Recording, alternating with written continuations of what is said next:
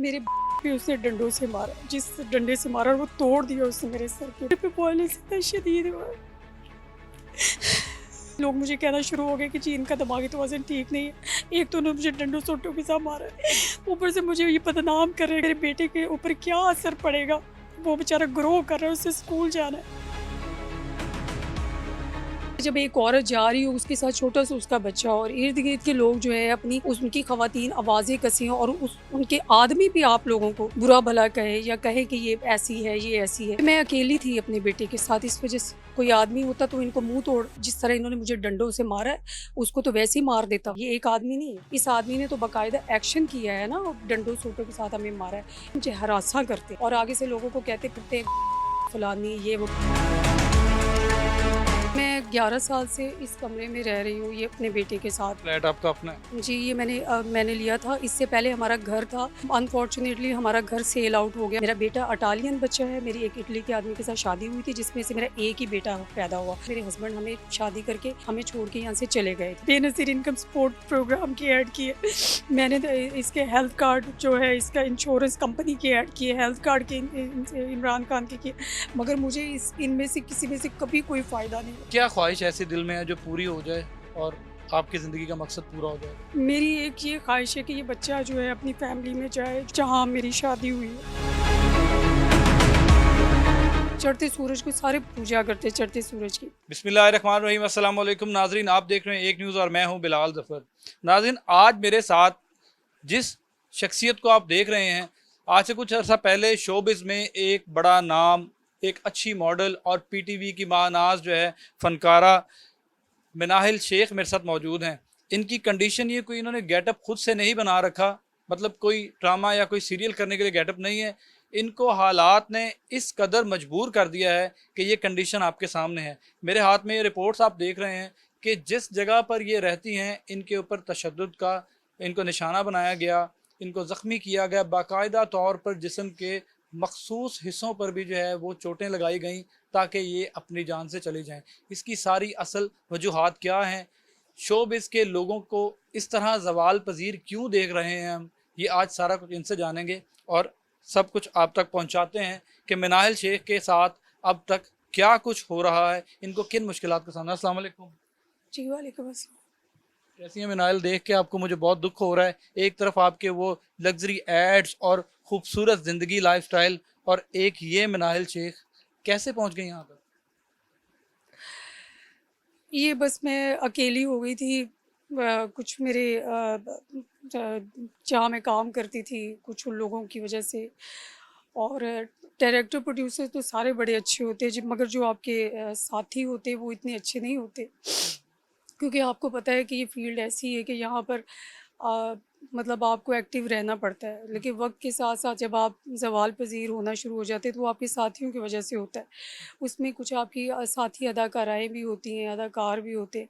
कुछ ये होता है कि कुछ आपके घरेलू हालात होते हैं, मसलन आपकी जो लोग होते हैं, जब आप चढ़ते सूरज को सारे पूजा करते हैं, चढ़ते सूरज की, मगर जो बच्चे लोग बेचारे होते हैं, अ, थोड़े कमज़ोर हो जाते हैं, फिर लोग उनके साथ इस तरह के वॉयलेंस करते हैं। ये वुमेन डोमेस्टिक वॉयलेंस बहुत बुरा हुआ है मेरे साथ, और मेरी इस आवाज़ को मैं सिर्फ, मेरा इंटरव्यू देने का असल मकसद भी यही था कि मुझे जिस तरह तशद्दुद का निशाना बनाया गया, मुझे किसने तशद्दुद का निशाना बनाया, क्यों बनाया? ये मैं 11 साल से इस कमरे में रह रही हूँ, ये अपने बेटे के साथ। मतलब ऑलमोस्ट 10 साल हो गए। ये मैंने अज़ीज़ुल्लाह टवाना साहब से ना ख़रीदा था। ये फ्लैट आपका अपना है? जी, ये मैंने लिया था। इससे पहले हमारा घर था, अनफॉर्चुनेटली हमारा घर सेल आउट हो गया। वो भी एक प्रॉपर्टी डीलर ने मेरी वालदा की डेथ के बाद उसको सेल कर दिया था। तो फिर मैं बिल्कुल अकेली हो गई, तो मेरा बेटा था मेरी गोद में। मेरे हस्बैंड से हमारा फैमिली डिस्प्यूट हुआ। लेकिन ये था कि मैंने गवर्नमेंट ऑफ पाकिस्तान से मैंने काफ़ी जगहों पे, आपको पता है सरकारी अदारे होते हैं, किसी की बात सुनते ही नहीं है, ख़ास तौर पे अकेली औरत की तो बात बिल्कुल भी नहीं सुनते। तो ये था कि अब पेरेंट्स थे नहीं, तो हस्बैंड भी, क्या हुआ हस्बैंड को? वो क्यों नहीं है? क्योंकि ये मेरे पे वायलेंस इतना शदीद हुआ है। तकलीफ हो रही है? मेरे सर पे भी इतनी तकलीफ हो रही है, और दूसरी बात ये है कि ये लोग इकट्ठे हो गए हमारे सर पर, ये लोग मुझे कहना शुरू हो गए कि जी इनका दिमागी तवाज़ुन ठीक नहीं है। एक तो उन्होंने मुझे डंडों सोटों के साथ मारा है, ऊपर से मुझे ये बदनाम कर रहे हैं कि इस औरत का दिमागी तवाज़ुन ठीक नहीं है। तीसरा, मेरे बेटे के ऊपर क्या असर पड़ेगा, वो बेचारा ग्रो कर रहा है, उससे स्कूल जाना है।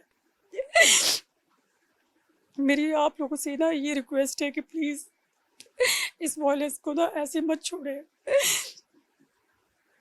अगर मेरे साथ कोई आदमी होता। आप हुकूमत से मुतालबा कर सकती हैं ना, आपने इतना नाम कमाया, इतना पैसा कमाया। और मैंने मैंने इनके पेप्को के ऐड किए, मैंने इनके जो बेनज़ीर इनकम सपोर्ट प्रोग्राम के ऐड किए, मैंने इसके हेल्थ कार्ड जो है इसका इंश्योरेंस कंपनी के ऐड किए, हेल्थ कार्ड के इमरान खान के किए, मगर मुझे इनमें से किसी में से कभी कोई फ़ायदा नहीं हुआ। किसी ने सपोर्ट नहीं किया? मुझे आज तक कभी किसी ने सपोर्ट नहीं किया। बेनज़ीर इनकम सपोर्ट प्रोग्राम जब लॉन्च हुआ था, सबसे पहले मैंने ही किया था मिडास कंपनी वालों के साथ। सबसे पहले उसका ऐड भी मैंने ही किया था। उसके बाद ये हेल्थ कार्ड का जब इन्होंने लॉन्च किया फर्स्ट, ये भी मैंने किया था। वज़ारत बहबूद आबादी पाकिस्तान के हम लोगों ने ऐड की, कितना मैंने काम किए लोगों को, मतलब हुकूमती सतह पर ये किसान प्रोग्राम जितने भी हैं सारे मैंने ही किए। मगर जब आज मेरे इस तरह मुझे लोग जो हमारे इर्द गिर्द के लोग जो है वो एक अगर औरत देखिए, आप लोग भी हैं, मतलब आप लोग एजुकेटेड लोग हैं। मैं उसी फील्ड से मैं रिक्वेस्ट करूँगी ना, जिस फील्ड में मैं काम करती रही हूँ, कि एटलीस्ट मेरी आवाज़ जो है ऐसे लोगों तक पहुँचाई जाए। आप मुझे ये बताइए, जब एक औरत जा रही हो, उसके साथ छोटा-सा उसका बच्चा हो, और इर्द-गिर्द के लोग जो है अपनी उनकी ख़वातीन आवाज़ें कसी हों, और उनके आदमी भी आप लोगों को बुरा-भला कहे या कहे कि ये ऐसी है, ये ऐसी है। उस बच्चे के ज़हन पे क्या असर होगा, और फिर मेरी रिप्यूट क्या होगी, क्या मतलब ख़राब नहीं होगी?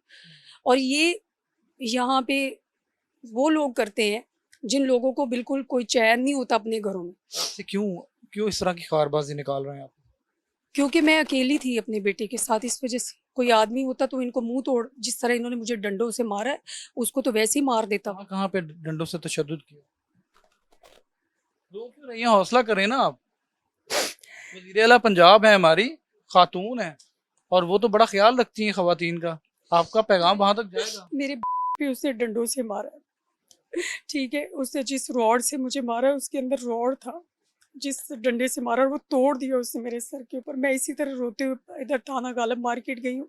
उन्होंने मुझे कहा है कि जी आप ना अपना ये करवाएं, मेडिकल लीगल सर्टिफिकेट लेके आए। मैं अकेली थी, मेरे साथ कोई आदमी नहीं था जाने वाला, और मेरा सर चकरा रहा था। 2 दफ़ा मैं रास्ते में गिरी हूँ। फिर मैं उधर हॉस्पिटल गई हूँ। हॉस्पिटल वाले आपको पता है गवर्नमेंट के होते हैं, वो भी अगर आपकी कोई जान पहचान होगी तो ही आपका वो करते हैं। आपने हॉस्पिटल जाके चेक करवाया, अपना मेडिकल करवाया, पुलिस को फ़राहम किया? मैंने जो उस दिन जिस दिन उन्होंने मेरा मेडिकल मतलब जो उन्होंने उस दिन मुझे उन्होंने पेन किलर्स वगैरह दे दी, और उन्होंने कहा कि नहीं अभी नहीं होगा आपका, आप मतलब उस दिन आइए, ऊपर ये लिखा भी हुआ है। फिर उसके बाद मैंने 2 दिन बाद जाके, फिर मेरी आँख नहीं खुलती थी, मेरी आँखों के आगे अंधेरा छा जाता था, ठीक है? और सर में मेरी शदीद चोट लगी हुई है। फिर मैं गई हूँ, फिर उन्होंने दोबारा मेरा एक्स-रेज़ वगैरह लिए। अभी मेरा सीटी स्कैन होना बाकी है। तो मैं जब हॉस्पिटल जब मैं जाने की कोशिश करती हूँ, तो मैं नहीं पहुँच पाती, क्योंकि मैं इतना वो लंबा सफ़र नाज़िल आपके कोई किसी दिमागी अमराज में मुब्तला तो नहीं है आप थोड़ा बहुत? नहीं, ऐसा नहीं है अल्हम्दुलिल्लाह, मेरा आप दिमाग बिल्कुल ठीक हैं? जी बिल्कुल अल्हम्दुलिल्लाह, मैं बिल्कुल ठीक हूँ। आप पे गलत इल्ज़ाम लगा रहे हैं ये लोग? हाँ जी, बिल्कुल गलत लगा रहे हैं। अगर मेरी बात सुने, ये एक अंडरस्टूड बात है। एक तो चोर चोरी करके कभी नहीं माना कि उसने चोरी की है, ठीक है? दूसरा ये कि अगर मैं किसी को ये इस तरह की छेड़खानी शुरू कर दूँ, तो वो क्या, जो जिस बंदे की आप मुआशरे में कोई इज़्ज़त है या कोई वैल्यू है, क्या आप उसको क्या समझेंगे कि वो आगे से इनको पड़ेगा नहीं? मेरे पा आपने भी मज़ामत की होगी। मैं क्या मज़ामत कर सकती हूँ? एक औरत एक आदमी के सामने क्या मज़ामत कर सकती है? आदमी ताकतवर होता है, औरत तो कमज़ोर होती है। और फिर उसकी फिर ये लोग ये एक आदमी नहीं है, ये एक आदमी नहीं है। इस आदमी ने तो बाकायदा एक्शन किया है ना, डंडों सोटों के साथ हमें मारा है। इससे पहले और भी लड़के थे जो मुझे सू करते, मुझे हरासा करते, और आगे से लोगों को कहते फिरते फलानी ये वो, क्योंकि वो दूसरे शहरों से आए, उनको प्रोटेक्ट किसने किया? रहमान टावर के जो वो लोग हैं जो कि फ्लैटों की लेन देन का काम करते हैं। मतलब अकेली खातून को देख के हर कोई जो है वो आवाज़ कसता है, बदतमीजी के लहजे में जो है वो बात करता है, और ये सारा कुछ आप फेस करती हैं क्योंकि आपके हस्बैंड आपके पास नहीं है। क्या मैं ठीक कह रहा हूँ? आपकी बात बिल्कुल सही है। मेरा एक तो मेरी ये है, आज जानना रिक्वेस्ट है कि मेरा बेटा जो है वो किसी पाकिस्तानी आदमी में से नहीं है। मेरा बेटा इटालियन बच्चा है। मेरी एक इटली के आदमी के साथ शादी हुई थी जिसमें से मेरा एक ही बेटा पैदा हुआ। उसके बाद से लेकर अब तक मैं इस तकलीफ ज़िंदगी को बर्दाश्त कर रही हूँ। मेरे हस्बैंड हमें शादी करके हमें छोड़ के यहाँ से चले गए थे। आज ठीक तक है। पूछा नहीं उन्होंने? उसके बाद हम लोगों ने माइग्रेट करना था, लेकिन जब हम लोग अपने पेपर्स वगैरह लेके गई हैं तो वहाँ पे भी हमारे साथ ये गुंडागर्दी और बदमाशी गिरी करनी पड़ी उन लोगों को। इवन कि मेरे ओरिजिनल शादी वाले पेपर्स जो थे उनको उन्होंने कहा कि ये ऐसे हैं तो ऐसे हैं। दोबारा हमें अदालत से वो उसको डिक्लेयर करवाना पड़ा और उसके हमारे अपने स्टेज जो है ना वो लगवाने की हमने कोशिश की।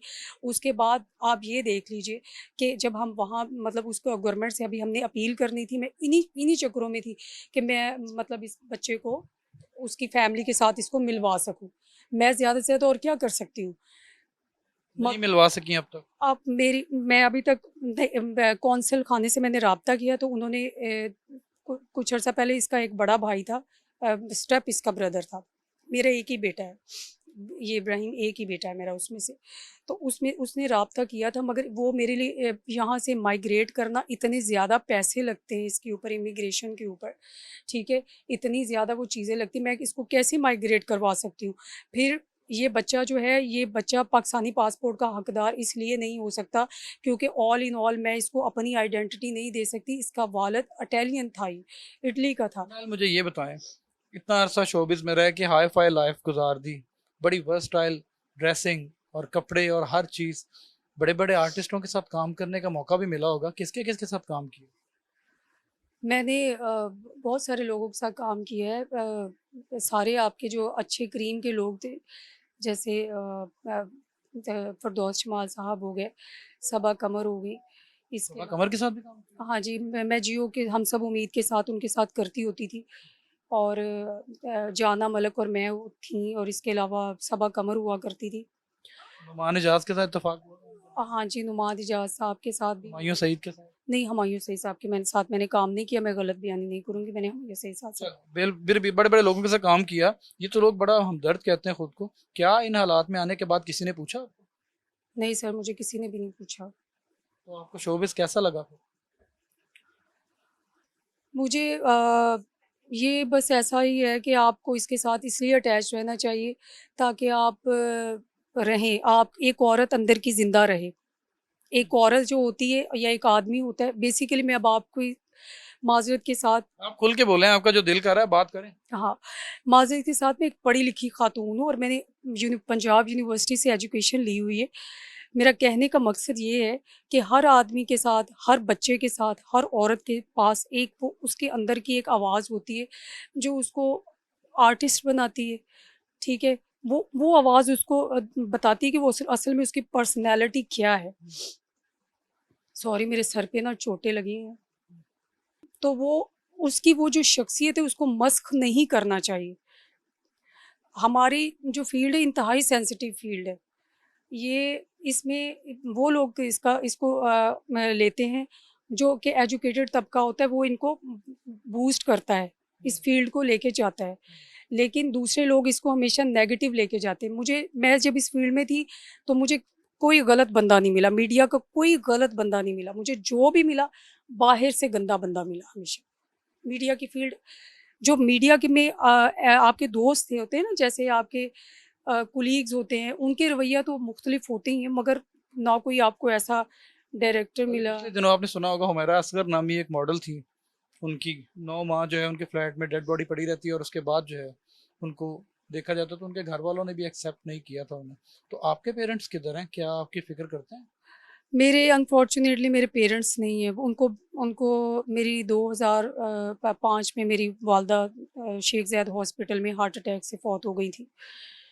तो वालिद साहब मेरे बचपन से ही, मतलब मैं कोई 8 साल की थी तब उनकी डेथ हो गई थी। मेरा एक बड़ा भाई है, वो एक बड़ा भाई मेरा कैंसर से फौत हो गया। एक मेरा भाई है। अब बाकी ज़िंदगी कैसे गुजरेगी, मुझे ये बताएं। बाकी ज़िंदगी जैसे देख लें, अब अल्लाह ताला बेहतर जानते हैं, जो उन्होंने अल्लाह ताला ने किस्मत में लिख दिया या जो मेरी है, लेकिन बाहर इस तरह की ज़िंदगी नहीं गुजरनी चाहिए कि अगर कोई भी बंदा पकड़ के आपको मारना पीटना शुरू कर दे। इस तरह की नहीं गुजरनी चाहिए। ये तो इंतहाई, ये तो इस्लाम में भी है और वैसे भी कहा गया है कि मोमन एक सुराख से दो बार नहीं डसा जाता है और सबसे बेहतरीन आदमी वो होता है जो अपने हमसाये के शर से बचा रहे। इसीलिए मैंने ये बात आप लोगों को पहुंचाई है कि जहाँ पे मैं रहती हूँ वहाँ पे हमारे मेरे साथ किसी दूसरे बंदे नहीं, यहाँ पे वायलेंस हुआ आपकी शदीद। गाड़ी भी तोड़ी गई? जी, मेरी गाड़ी इन्होंने 5 साल पहले तोड़ दी थी और मुझे धमकियाँ देते थे ये लोग कि तुम्हारे साथ कोई कुछ नहीं कर क्या सकता। चाहते, क्या फ्लैट पे कब्जा करना चाहते हैं? मेरा ख्याल है कि यही चाहते हैं। आपने इस फ्लैट का हाल क्या बना रखा है और बच्चे को किस माहौल में आप जो है रख रही हैं? यहाँ पे इस वक्त जो है गर्मी की वजह से स्मेल आ रही है और बड़ी मुझे लग रहा है खस्ता हालात हुए मेरे हैं। यहाँ पे मुझे आप तो बीमारी का शिकार हो जाएंगे जिस तरह की यहाँ पे सिचुएशन बनी हुई है। एक तो ये यहाँ पे जब मैं कोई काम करवाने की कोशिश करती हूँ तो ये हमें काम नहीं करने देते हैं, ठीक है? हालाँकि इनको इसमें कोई कंट्रीब्यूशन नहीं होना चाहिए इन लोगों का, ठीक है? मुझे कोई मिलने नहीं किसी से मुझे मिलने नहीं दिया जाता।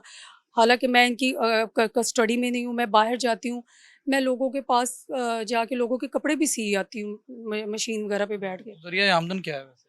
मैं इसी से थोड़े बहुत पैसे ले लेती होती हूँ, मैं लोगों के कपड़े सी देती होती हूँ और इसके अलावा उनके कोई खाना वगैरह ख़वातीन जो होती हैं आमतौर पे घरों में मैं उनके घर कभी-कभार। मतलब घरों में मेड का काम भी करना शुरू कर दिया?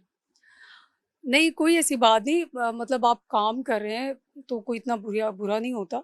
लेकिन काम जो है वो तो काम ही होता है, वो तो बेहतर तरीके से बंदा कर ले। कहने की बात ये है कि अ, अब क्या किया जा सकता है? आपका ये जो मुआशरा है ये आपको नौकरियाँ भी तभी देता है जब आप नौकरियों की जगह पे भी इतने कॉम्पिटिशन हो रहे होते हैं और वैसे भी आपकी ये जो मतलब हमारे पे वॉयलेंस हुआ है, इसका ना कोई तुक बनता था, तो जॉब्स तो बड़ी दूर की बात है। कोई जॉब नहीं, अब जॉब करने का प्लान है वैसे आपका? हाँ जी, अगर मुझे मिल जाएगी तो इंशाअल्लाह अल अज़ीज़ मेरे पास मेरी डिग्रीज़ हैं, मैं अप्लाई करूँगी। मैंने पहले काम करती रही हूँ मैं शेवरलेट कंपनी में। आपने पंजाब यूनिवर्सिटी से मास्टर्स किया हुआ? जी, मैंने मास्टर्स किया हुआ है पंजाब यूनिवर्सिटी से, मेरे पास ओरिजिनल मेरी डिग्रियाँ हैं। मेरी एक मेरे पास इसके अलावा मैं आर्मी के पहले बच्चों को पढ़ाती रही हूँ। तो मसला ये है कि मैं वो खातून हूँ कि जो किसी के साथ वॉयलेंस नहीं कर सकती, किसी के साथ ज़्यादती नहीं कर सकती, तो मेरे साथ इस तरह की ज़्यादती क्यों हो रही है? मैं अगर मेरी जॉब प्लेस पे होती, जैसे अगर मैं टोयोटा कंपनी में जैसे पहले काम करती थी, साथ में शोबिज़ भी करती थी, साथ में शोबिज़ भी करती थी। तो मतलब मेरी जॉब प्लेस पे इतनी ज़्यादा वो होती थी। लेकिन ये है कि ये जो शोबिज़ जी की एक चमकती लाइफ़ है, इसमें आप अपने अंदर के आर्टिस्ट या अपने अंदर की खूबसूरती तो दुनिया को दिखा सकते हैं। लेकिन जो आपकी हकीकतें हैं, आप उनसे डिनाई नहीं कर सकते आप। हकीकतें आपकी यही हैं जो मेरे साथ हुआ, ये देखिए मेरा सर फाड़ा गया है, ठीक है? ये रियलिटीज़ हैं। मुआशरे का तारीख अलमिया है कि अगर एक अकेली खातून को कोई जीने नहीं देता, आपका कहने का मतलब? मेरा मकसद कहने का ये, एक अकेली औरत चाहे उसके टाँगे कब्र में भी हो ना, तो लोग उसको जीने नहीं देते। क्या ख्वाहिश ऐसी दिल में है जो पूरी हो जाए और आपकी ज़िंदगी का मकसद पूरा हो जाएगा? देखिए मैं ना मेरी एक ये ख्वाहिश है कि ये बच्चा जो है अपनी फैमिली में जाए जो जिस जहाँ मेरी शादी हुई है कहाँ रहते हैं वो? वो आउट कंट्री रहते हैं। इस लिहाज से हमारे पास हम लोग मेरा बेटा जो है वो ओवरसीज है मेरा बेटा। तो आप बेटे को भेज के अकेली रह जाएंगी, सब दुख तकलीफें बर्दाश्त कर लेंगे? नहीं, इसकी वजह मैं चाहे मेरा बेटा, वजह ये है कि हमेशा जो आपकी जो बच्चे होते हैं वो अपने बाप से पहचाने जाते हैं, अपनी फैमिली से पहचान होती है उनकी। ये एक लिखी पड़ी हुई बात है, इसको हम आप इनकार अपने साथ परेशानियों में नहीं रखना चाहती हैं? नहीं, मैं इसको अपनी मेरी ज़िंदगी जो है बहुत सिंपल सी मेरी लाइफ थी और मेरी ये ख्वाहिश है कि ये बेटा जो है अपने भाई और अपने वालिद के पास जाए जो जिससे ये दूर है, क्योंकि यहाँ पे हम बिल्कुल भी सिक्योर नहीं है। और डॉक्टर उस्मान अनवर मेरे केस को बहुत अच्छी तरह जानते हैं। Doctor Usman Anwar federal government में थे, मैं अपना केस वहाँ पे लेके गई थी और मैंने इनसे कहा था कि हमारा डब जो CNIC है वो बनाया जाए, मगर डॉक्टर उस्मान अनवर कह रहा था कि इसके वालिद को लेके आए। मेरे हस्बैंड मिसिंग पर्सन अब्रॉड थे, मगर मैंने कॉन्सुलेट से रब्ता किया था कि वो इसकी फैमिली को वो इसको मतलब इनको एक्सेप्ट करें इस बच्चे को, उनकी फैमिली में ये जाए वहाँ पर और ये सारा ये मेरे पास वो हमारे सारे लीगल डॉक्यूमेंट्स थे। मैंने केस फाइल करके अपना वहाँ का स्टे लगवाया था और वो बिल्कुल जेन्युइन था और उसको वो अदालत में भी महफूज पड़ा हुआ है। लेकिन नाहिल, जिंदगी ने आपको ऐसे हालात पे लाकर बिठा दिया है कि ना आप कोई स्टेप ले सकती हैं, ना फौरी तौर पे इंसाफ मिलने की कोई तवक्को है। इस पे कोई शेर सुनाना चाहेंगी, कोई बात करना चाहेंगी? शेर तो ये है मैं जिसे कहते हैं कि इंसान को एक दूसरे का एहसास करना चाहिए। मैं तो पहले इतनी दुखी हूँ। इस तरह के अल्लाह ताला ने मुझे जिसे कहते हैं कि अपनों से दूर किया हुआ है। तो इन्होंने मेरा क्या करना था ये जो मुझे मारते पीटते हैं। जो क्योंकि जो हमारे ऊपर कातिलाना हमला हो, एक दफ़ा नहीं मेरे पास 7 2 दफ़ा हो। एक दफ़ा तो उस बंदे ने बिल्कुल ही हमें कत्ल करने की नाहक कोशिश की, ना हमने उससे कुछ लेना है ना देना है। वो किसी को मेरी प्रॉब्लम से वो मेरी ज़ाती प्रॉब्लम्स में कोई आदमी उठ के इंटरफेयर नहीं कर सकता। मैं उसको इजाज़त नहीं दूँगी अनटिल अनलेस के उसमें मीडिया इन्वॉल्व ना हो, उसमें कोई कानून इन्वॉल्व ना हो। तो बिल्कुल नाज़रीन, सारी ज़िंदगी आसाइशों भरी ज़िंदगी गुजारती हुई ये मनाहिल आज इस हालात में पहुंच चुकी है। और इनका कहना है कि जिस फ्लैट में मैं रहती हूँ ये मैंने ख़रीदा हुआ है, लेकिन इर्द गिर्द के जो हमसाए हैं वो जीने नहीं देते, वो मुझे मारते हैं। इस खातून ने जिस वक्त कोशिश की कि पुलिस स्टेशन जाके रिपोर्ट करवाई जाए और उन जालिमों के ख़िलाफ़ कार्रवाई करवाई जाए, तो पुलिस ने भी इनको बातों में टाल के वापस भेज दिया। अभी इनकी मेडिकल रिपोर्ट वापस आएगी और उसके बाद मैं IG Punjab doctor Usman, CCPO Lahore Bilal Sadiq Kamiana, DIG operations Faisal Kamran और सबसे स्पेशली मैं रिक्वेस्ट करूंगा मोहतरमा मरियम नवाज साहिबा, आप इतने अच्छे काम कर रही हैं, पंजाब की आवाम के दिल जीत लिए आपने। तो एक खातून ये भी आपके सामने है, ये भी एक हवा की बेटी है जिसके आगे पीछे कोई भी नहीं है। इतने अच्छे माहौल में अपने वक्त को गुजारती आई हैं, लेकिन आज ताफुन ज़दा घर के अंदर किस तरीके से बैठी हैं। काश यहाँ पर अगर आप आके देखें तो आपको पता लगेगा कि वही मनाहिल है जो इतनी अच्छी प्रोडक्शंस करती थी, जो शोबिस का एक खूबसूरत सितारा थी, और आज अपने बच्चे के साथ किस तरह किस माहौल में बैठी हैं। आप देखें तो आप हैरान रह जाएं। मिलते हैं नए टॉपिक नई स्टोरी के साथ, तब तक के लिए मुझे इजाज़त दीजिए। अल्लाह हाफिज़।